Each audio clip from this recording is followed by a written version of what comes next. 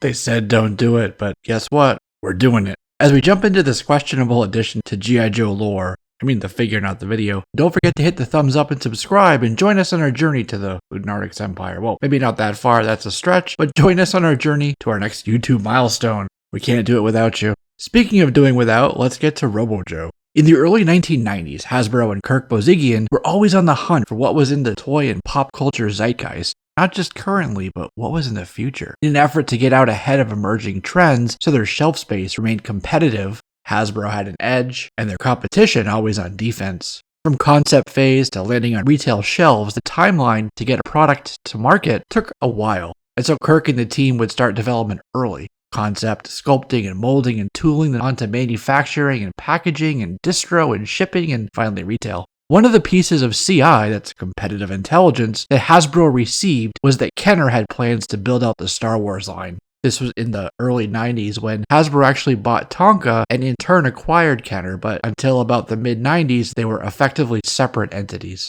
So to combat that, Hasbro conceptualized and moved forward with their own line of space-focused products. This became G.I. Joe's Star Brigade. On 3djoes.com, Kirk is quoted as saying, "Kenner backed off. We blunted Kenner from coming into the marketplace with Star Wars. We only held them off for a few years, but the point was, it proved that if we kept our ear to the ground, if we had our intel out there, we could detect and beat back whatever's happening in the marketplace." That's true, they did hold them off for a few years, helped by the two giants merging, so Hasbro could easily mandate to halt development of the Star Wars line. Star Brigade was now in development, and one of the fears may have been actually cannibalizing sales, believe it or not. Anyhow, that only lasted until 1995. By now, G.I. Joe, a Real American Hero, was put on ice, sort of, to make way for Sergeant Savage and his Screaming Eagles, later Kenner's G.I. Joe Extreme, and so they could launch a space line and let it breathe. That Star Wars line, incidentally, was Power of the Force. It was in 1993 when Hasbro built out their G.I. Joe Star Brigade line with a sub-line called Armor Tech.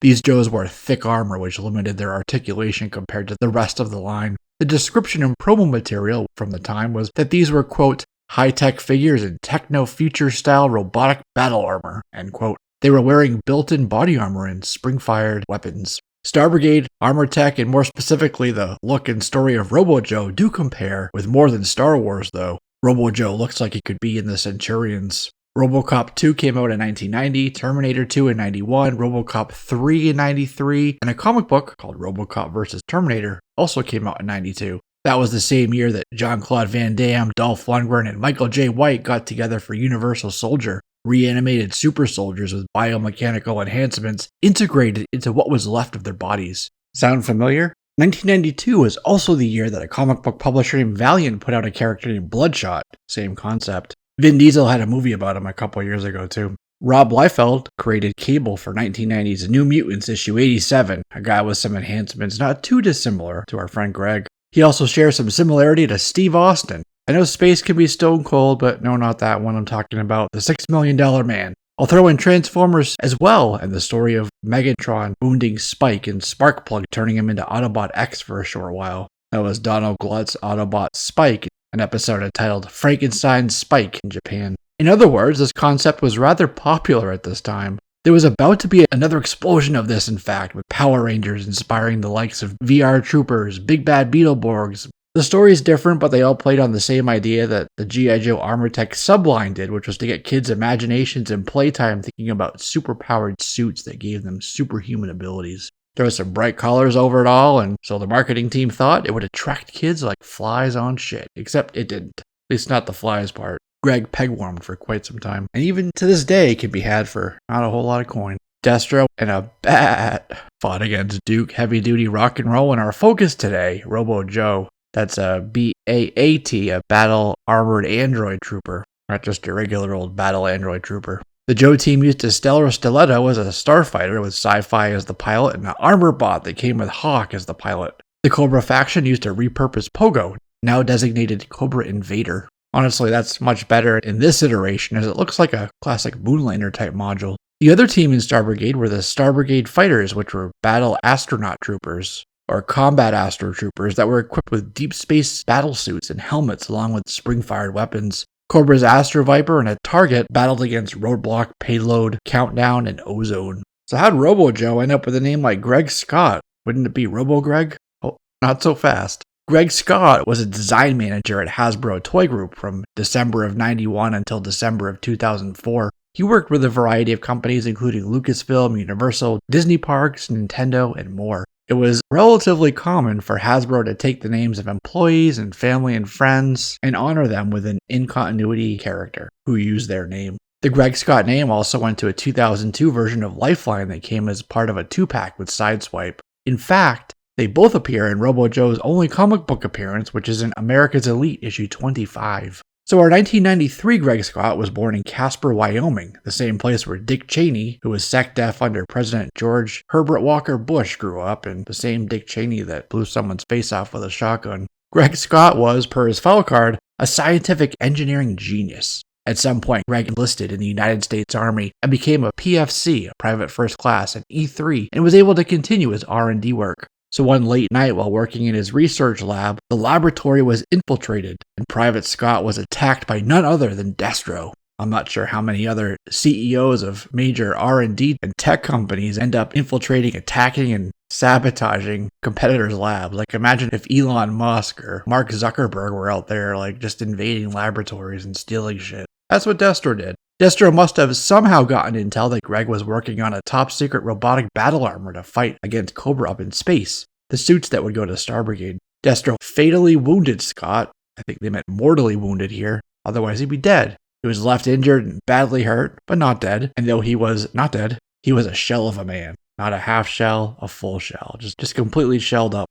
So the scientists at G.I. Joe were able to take his technology and apply it to Greg to save him. They integrated wiring, computer chips, artificial muscle tissue into his body, and then overlaid a bioarmor spacesuit over him to make a half-man, half-robot bioweapon. He even had a Synchrotech launcher that shoots. I hope it shoots more accurately than the paint jet that caused all the orange overspray in his black bits. He started using gold weapons as well, including a shotgun, a SMG, and a rifle. Hell, he even got a gold machete. Which, these are parts that I hear do suffer from the infamous gold plastic syndrome that caused a lot of Serpentors to take on the moniker of Cody Rhodes' brother, Gold Dust. Well, maybe not really, but they did suffer from that. We could also make jokes about how we borrowed them from a cartel, but the gold is good for solar radiation shielding and protecting from the extreme temperatures he'd be experiencing up in the void of space. He'd need this, especially for the gases and fluids that are allowing for thermal regulation and smooth movement of his mechanical and computerized parts.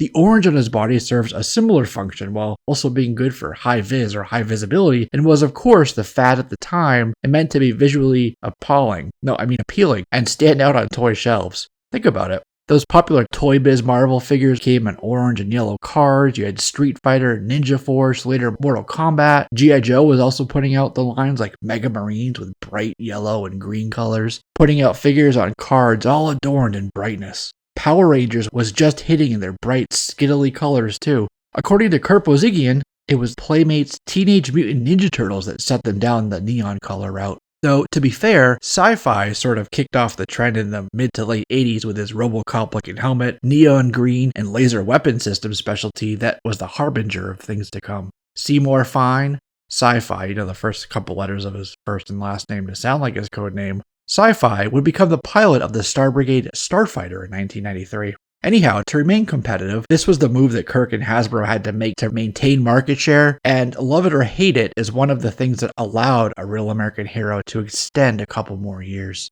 Greg used his new enhancements to seek revenge against Destro while also being assigned to the Star Brigade team and fighting Cobra in space. His face was half covered in tech a la Terminator, and his codename, inspired by RoboCop, became Robo Joe. He became Star Brigade's Jet Tech Operations Expert, which according to his file card is what the JOE and Robo Joe stood for. So no, not Robo Greg, Robo Joe, because it's an acronym. His new MOS is also inspired by RoboCop and Terminator, were Criminal Terminator and Outlaw Incarceration. There were tons of plans in the works to build out this line and subline and sub-subline and add more lines like Replicators, Mandible Encounters, Ninja Commandos, Ex-Soldiers, Battle Corps Rangers, even another guy for 95 Star Brigade named Stryker, the Manimal Terminator, continuing the usage of that Terminator word. But alas, or thankfully, depending on who you're asking, it was not meant to be. The line ended in 94, and so too did Robo Joe's story. So to sum up Robo Joe, we turn to his file card once more, which says, we can make him stronger, faster, and better than before. Wait, that's not it. It says, I am stronger, I am faster, and I will sit on this peg until it's warmer than hell. Alright, that's a wrap on this one, my friends. I'm Jesse, this is JLS Comics, and I'll see you soon.